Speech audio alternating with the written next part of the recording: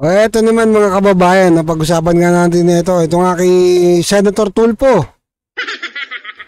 Ay ano ni hangga't may Pilipinong di kayang tumayo sa sariling paa, kailangan ng ayuda.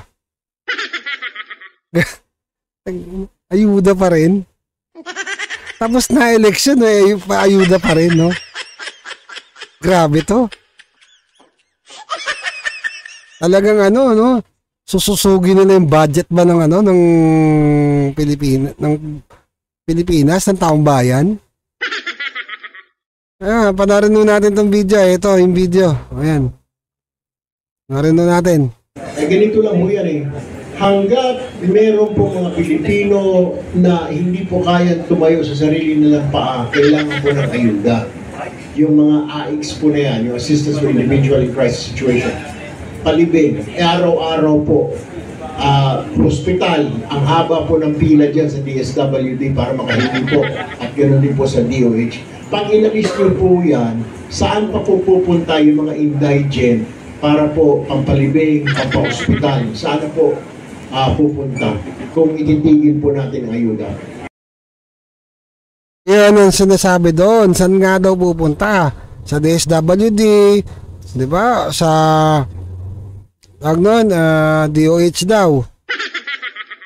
Bakit may opisina ba AICS? Ay wala nga pala sa mga congressman pala yun. Ang linaw, no? Di ba? Alam niyo mga kababayan, trabaho na ho yan ng DSWD. Trabaho na rin ho yan. Pwede ka lumapit sa PCSO. Di ba? Pwede ka lumapit sa sa ibang ng gobyerno. Pero ito, nagtatayo sila ng sarili nila. Para saan? Malinaw na malinaw, di ba? Alam na alam naman ho natin kung para saan niya. Kasi preparation niya for 2028. Di ba? Alatado kayo masyado, boy. Senator. Hindi mo kami magtataka puro ayuda. Tapos nung nakaraan, bago mag-election, ganyan, puro ayuda. Mas lalo na ho ngayon. Mantakin nyo papalapit, ito, abang ilang taon pa bago mag 2028. Parang ganun lang gusto nila mangyari, trabahuin na nila ng trabahuin. Tapos yung Office of the Vice President, hindi nila pinag-uusapan, kaya nagbibigay din ng tulong yun. Diba? Nagbibigay din ng tulong yung Office of the Vice President ni BP Inday Sara. Mantakin nyo yun. Kasi mag-aano nito, pag-uusapan na naman nito, pera ng taong bayan, pondo na naman. Ano naman ho kami nagbabayad ng tax? Diba? Nagko-contribute sa PhilHealth, sa SS, sa Pag-ibig. Kawawa tayong mga Pilipino na maliliit na naghahanap buhay. Tapos kailangan daw ng ayuda para sa mga taong hindi kayang tumayo sa sariling paa. Di gamitin niyo yung kamay. Ganon. De, joke lang. Diba?